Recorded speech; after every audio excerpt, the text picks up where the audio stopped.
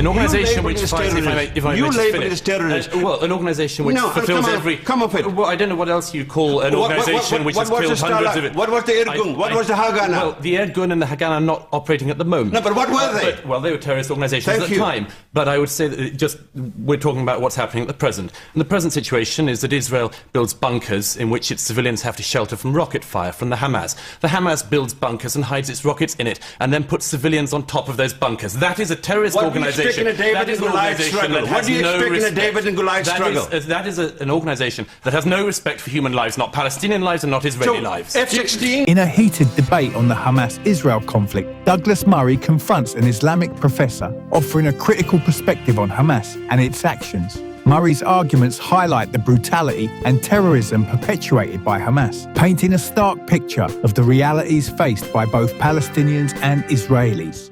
Israel risks, like in 2006, having 1 million of its civilians having to live under threat of rocket fire. This is something which should be beyond its concern about what European governments think or don't think. You mentioned earlier about the huge number of civilian casualties. I can't think of another situation in war in which a fifth of casualties are civilian, and in which the Hamas have suffered up till now perhaps as many as 400 casualties. 400 terrorists being killed seems to me to be good work. It's good work for the future of Israel. It's good work for the future of the region. Upwards of 75 children have been killed. You can't call them terrorists. No, I didn't call them terrorists. I said they were innocent civilians.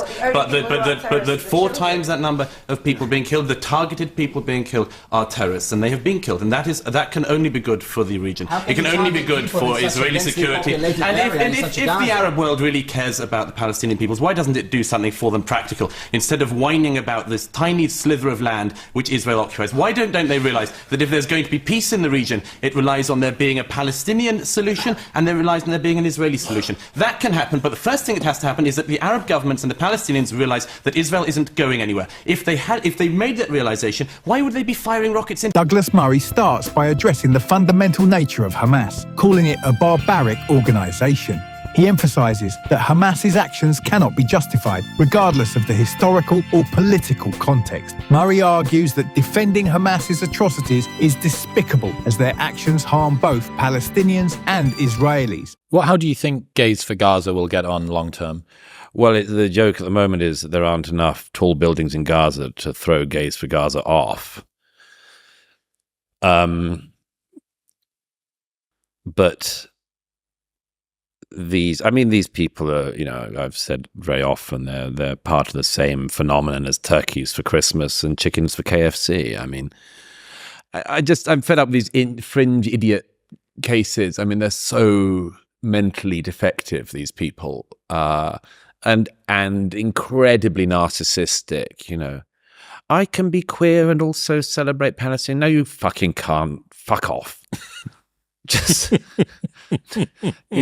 I can both argue for a 2-state solution and also celebrate queerness and also not let myself down. No, you can't. No, you can't. You can't do all those things. At some point, you've got to choose. I've got a video to show you. I'll show you this video. Can someone please explain to me what this means? What does reproductive justice mean? Free Palestine. What does that even mean? What does it mean? I'm not pretty sure abortions are illegal in Palestine unless it's a super medical emergency and the mother will die. From what I understand, actually a lot of Palestinians have to go to Israel to get the abortions they want. So what does this mean? Yeah. What? It's such a huge sign. There's 5 people holding this thing. It's massive. That's very good. That's Danny, the other half of Ryan, who wasn't there the day that you came. Yeah, boys cast. Yeah, reproductive justice means free Palestine. What do you think? This is just incredibly ignorant young people in America who have been taught this weird version of the world where all oppressions interlink and interlock, and you're either the majority or the minority for minority rights and issues, or for majority rights and issues, and all minority rights and issues intersect and overlap, so that if you're queer, somehow no, it's not even that. these ignoramuses who couldn't point to the River Jordan if you showed it to them on a map, walk along the streets of America shouting, from the river to the sea, Palestine will be free. Because they think the Palestinians are the underdogs in this weird version where they've mapped they've mapped a very specific version of American racial politics onto everything else in the world. It's the same thing people who talk about colonizers. I mean, there's this language of colonizers, apartheid, all this stuff. And they've just tried to map it everywhere. Well, I say everywhere. Actually, it's highly selectively.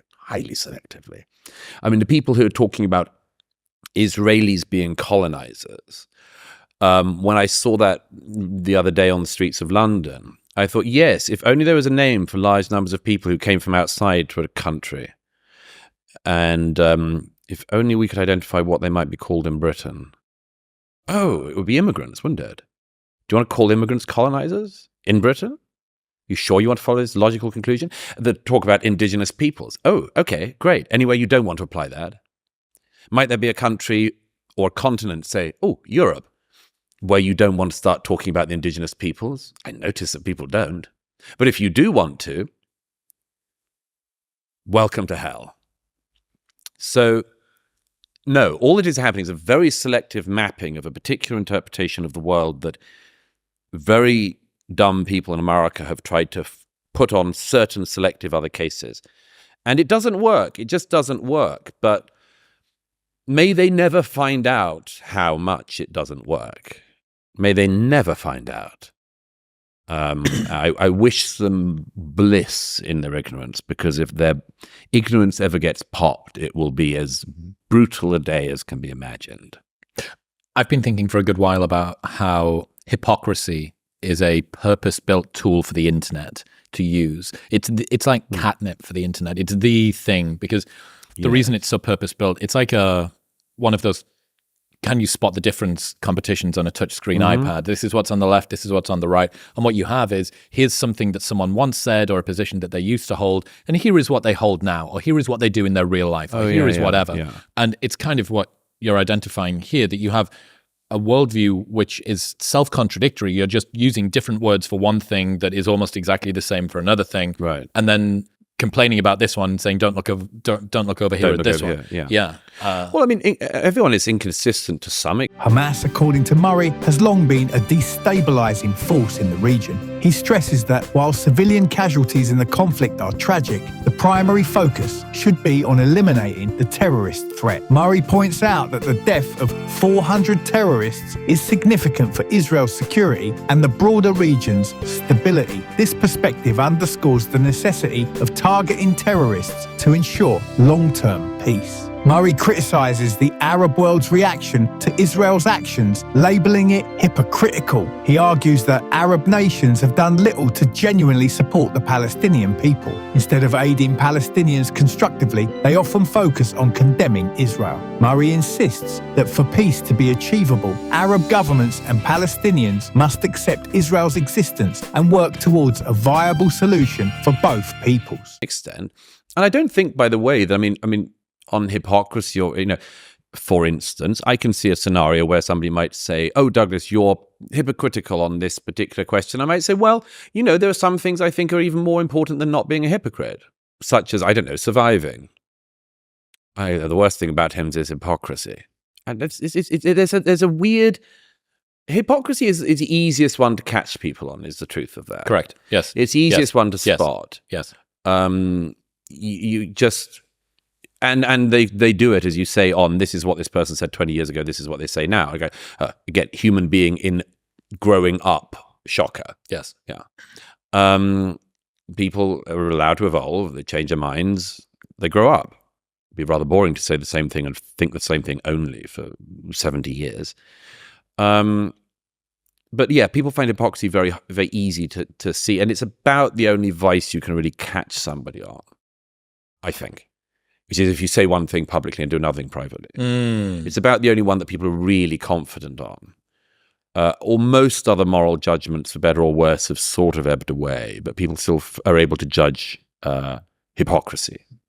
But I think, I think there are worse things. I think not standing up for your loved ones, not standing up for your country, not standing up for yourselves in the face of horrible opposition from within and without, are probably worse than hypocrisy. I heard you say recently, you don't have to agree with everyone's principle to respect the principle they're sticking to. Did I say that? Yeah, sounds good. Yeah, it's nice. Okay. I didn't know I said that, but yeah. You did. Okay. But the reason that I like that is I think it shows why the bravery conversation or standing up for something that you believe in is something that is at least then if someone is prepared to stand up for whatever their beliefs are, that you can assume they're telling the truth, especially if they pay a high price for it. It's one of the reasons why I have a good amount of faith that Sam believes the things that he says. Yeah. Well, why would he not? He pays an unbelievably high price to continue to flip-flop from one tribe to another tribe to another tribe. I don't think it's an unbelievably high price, but a price, let's say. Relatively high price, yeah. Yeah, I mean, very early in some people's careers, or when people first make it to public notice, people say things like, do you really believe what you say? The answer to which for most people is, or ought to be, well, why would I say it if I didn't believe it? There are people who obviously do say stuff for lols or clicks or monetary purpose, but at a certain point, I mean, you got to accept that the person thinks what they think and, respect them for it, or at least do them the decency of believing that they mean it. And I think that even on people I disagree with wildly. I mean, it's such a boring argument, that one. Some people use it, particularly on the left, is like, I wonder if they actually even believe it. I think they don't. I think they're just doing it for money. Okay? Well, that's an easier way to try to ignore them than actually trying to contend with the possibility that what they're saying is something they mean and believe, and trying to work out if there's anything in it. Much easier to say the person's only doing it because they're paid or something. In other news, this episode is brought to you by Maui Nui Venison. Maui Nui Venison brings the healthiest red meat on the planet direct to your door. Not only is it the most nutrient-dense meat on the planet, they're the only 100% stress-free, wild-harvested venison that you can get. Here's my super secret hack. If you are sick of buying meat that always goes off, put it in the freezer, from frozen, salt both sides of it, put it in an air fryer for 10 to 12 minutes each side, and you have a perfectly cooked steak from frozen that will never go off because it's going from freezer to mouth in the space of 25 minutes. It's a complete game changer. All of their cuts are spectacular, and you can get them frozen delivered to your door. But throughout the debate, Murray maintains that Hamas's actions are indefensible. He points to the continuous rocket attacks into Israeli territory as clear acts of terrorism. These attacks, Murray argues, show a blatant disregard for the reality that Israel is here to stay. This stance aligns with former US President Barack Obama's view that any nation, including Israel, has the right to defend itself against threats to its civilians. Murray dismisses the notion that Hamas's democratic election legitimizes its actions. Whether elected or not, Hamas's use of power to cause violence and instability marks it as a terrorist organization. This is not merely a matter of perspective, but a recognition of their actions, which include targeting innocent civilians and using human shields. Such tactics show a profound disrespect for human life, both Palestinian and Israeli. I'm so fed up of the double standards on all of this. Hundreds and hundreds of thousands of Muslims have been killed in the last 12 years by Bashar al-Assad and other Muslims in the civil war in Syria. There's no one on the streets of Sydney or Melbourne. There's no one on the streets of London. We have seen hundreds of thousands of people killed in the last decade in Yemen, Muslims being killed. There's no one on the streets of Melbourne. Nobody is standing outside the Sydney Opera House calling gas the Hutu, or gas the Houthi, gas the Shia, gas the... Nobody's marching for the dead Muslims in Yemen. Their co-religionists, we're always told about, care so much about their co-religionists, don't give a damn about their co-religionists. They really don't. Muslims do not love other Muslims. They have no love for them. They have no love for the Palestinian peoples. None. If they had any, the Jordanians would have taken in the West Bank Palestinians. The Egyptians would have taken in the territory they used to run, the Gaza, and own the Gaza, and they would have taken in the Palestinians from the Gaza. Why have the Egyptians made sure that not one Palestinian is allowed to leave Gaza? Why do they make sure that their border wall is tough as anything? What do they mind? One thing: Jews living. Jews living and Jews winning. It hits them deep in their soul, in their psyche. It's an ancient, ancient hatred. Perhaps the most ancient among the monotheisms. And the deepest and the ugliest, the nastiest, and the one that has been least addressed. And we've imported it. As we sit here, roughly the same population of Gaza is being forcibly moved by the government of Pakistan. Almost 2 million Muslims are being moved by the Pakistani authorities into Afghanistan. Okay, we have a very large Pakistani community here in the UK. If their country of origin can do that, why can't we? If it comes to that, if it has to come to that. Why does nobody notice this? Why is nobody saying this is an appalling war crime by the Pakistani government? Well, only because there are so many Pakistani politicians and others in the UK and other countries who have a deep connection to their country of origin and would never want to see it looked at in a bad way. They will not criticize that. They haven't said a word about that. So, no, I think that if you are zooming in on Israel, lambasting Israel, and are basically not bothered with everything else in the world, you're not motivated by anything other than being anti-Jewish, anti-Semitic. Of course, and it just has to be said. I mean, I've said this so many times that I tire myself with it, but it's necessary to say anti-Semitism is a shapeshifter. It's a shape-shifting virus. It can come from anywhere. At times in the past, it was the case that people didn't like Jews because they were seen to be a different religion and strange and different, and so they were hated for their religion. Then after the wars of religion, you couldn't hate anyone for their religion, so people started to hate the Jews for their race. Then after the Holocaust, you couldn't hate people because of their race anymore, so people hated the Jews because of their nation. On and on. Murray firmly supports Israel's right to exist and defend its people. He argues that breaking down the terrorist enterprise represented by Hamas is crucial for regional security. Hamas is not a group of freedom fighters, as some may claim, but a terrorist organisation that inflicts terror on both Israelis and Palestinians. The initial actions of Hamas after their election, which included brutal violence against their own people, demonstrate their disregard for human life. Murray contrasts Israel's protective measures with Hamas's tactics. While Israel builds bunkers to shield its civilians from attacks, Hamas hides weapons in bunkers and places civilians on top, using them as human shields. This strategy highlights the inhumanity of Hamas's approach and underscores the importance of recognizing their actions for what they are: terrorism. Douglas Murray's comparison between the troubles in Northern Ireland and the Hamas-Israel conflict is insightful. During the Troubles, the British government did not resort to bombing Catholic areas despite the IRA's violence. Instead, they deployed troops to maintain order. This approach, while imperfect, was fundamentally different from the situation with Hamas, which operates as a heavily militarized terrorist organization. The IRA's goals were political and territorial, seeking specific changes within the British state. In contrast, Hamas's charter explicitly calls for the annihilation of Israel.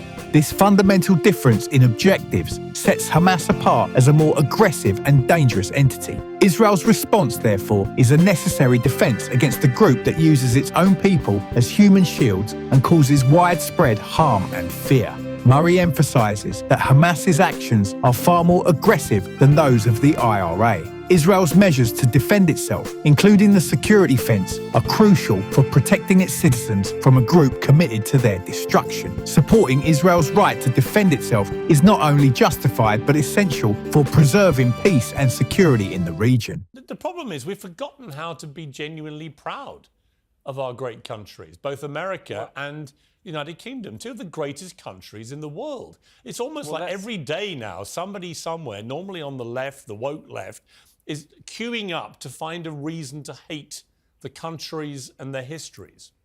Well, it's a kind of grievance competition. Your guest earlier just tried to engage in it. I don't know what hurt she believes she's had from slavery. All of this was addressed 2 centuries ago. Everything has consequences. All history has consequences and ramifications. But, you know, if we were to play this fairly, we would at least look at all of the countries around the world that engaged in the slave trade who are simply not interested in any form of reparations. The Ottoman Empire, all the Arab countries who not just traded far more slaves than across the Atlantic, but castrated all the men so that there wouldn't be any more African slaves after them. They worked them to the bone. I see no interest across Africa in paying reparations for selling their brother and sister Africans into slavery or for working them to the bone to the present day. There is slavery across Africa today. In fact, there are more slaves in the world today than there were at the height of the transatlantic slave trade. So some of us are simply a bit bored of hearing people ripping at closed wounds and then crying about their hurt or their presumed hurt. Because everybody could do this. 1 million Europeans were stolen by North Africans over the course of decades of the North African Barbary pirate slave trade. Where would you end if you did that? The answer is you couldn't end, because nobody is alive who has actually suffered the hurt, and nobody is alive who did the wrong. And I'd make one other point, if I may. It's always the countries that people want to come to who are put through this struggle session. Britain, like America and France, are the most desired destinations for migrants worldwide and have been for centuries. Why is that? It's not because we're racist, it's because we're better. It's because we're good. It's because when we see racism, we actually call it out and recognize it as a sin. Try finding that across Africa. Try finding that across the Middle East or in China. Nobody would hear. So what we have is a situation where the more virtuous countries are presented as the worst countries. It's sick, and most of us are tired of it. Thank you, Douglas. I am so sorry that Douglas is bored by the pain that has come from That's not what he said. Through slavery. He didn't say. He didn't say. But what you're doing there, yeah. But hang on, Paula. Paula, you're being very disingenuous. That's not what he said. I am. And viewers aren't stupid. They know exactly what he said. He's not saying he's bored by the pain. He's saying, and I think it's a perfectly valid point, the pain that people who are alive today are claiming they're suffering for what happened 200 or 300 years is not a real pain. They're not the ones who suffered what was going on 200 or 300 years ago. So in terms of justice for all, I mean, I think we'd all agree that there should be justice. Well, I'm not suffering from when the Normans invaded this country. I'm not suffering from what my ancestors went through. I noticed that I'm not being allowed to respond. Or from the Romans. In other words, where do you take this? I mean, should I now be feeling pain from what the Romans did to this country? In terms of slavery, I can take it to 2015, when the slave owners were compensated by the government. So I can take it to that extent. But where does your personal pain come? And I can say to you that I don't think that apologising is a bad thing. I think that apologising for a wrong is a good thing. I think that the Dutch royal family have done a fantastic thing in acknowledging what has gone wrong. Okay, I hear you, but society. I honestly think it'll make no difference at all. Douglas Murray's arguments highlight the existential threat posed by Hamas. The organisation's charter and actions reveal its dedication to the complete destruction of Israel. This isn't a conflict over borders or territorial disputes. It's about the survival of a nation against an entity determined to annihilate it. The security measures Israel takes, including the security fence, are vital for protecting its citizens from this existential threat. Murray's perspective underscores the moral obligation to support Israel's right to defend itself. The Palestinian people deserve better than to be ruled by a terrorist organisation like Hamas. Supporting Israel is not just a political stance, but a moral imperative to ensure the safety and security of its citizens. Let me know your thoughts in the comments below, and for more content like this, be sure to subscribe to the channel.